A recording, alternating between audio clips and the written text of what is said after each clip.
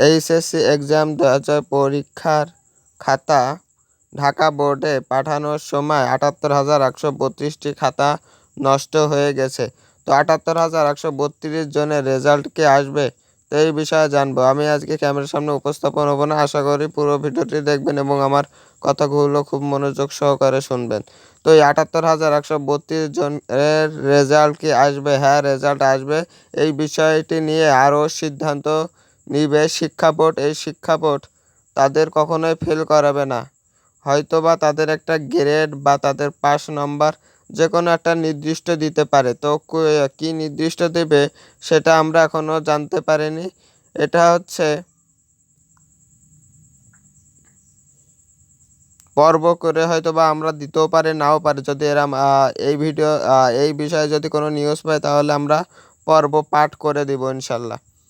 তো এই কয়জনের রেজাল্ট কি দিতে পারে আশা করি।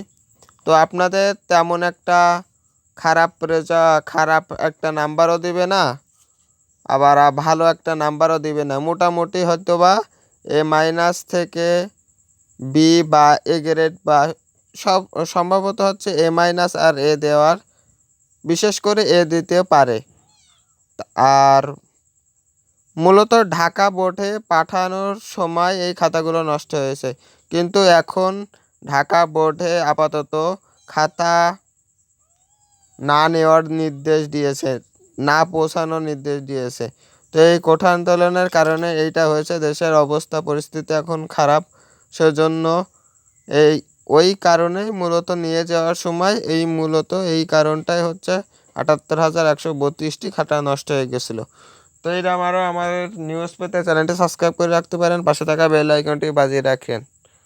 হয়তো বা আপনি এই পরীক্ষার একজন ছাত্র।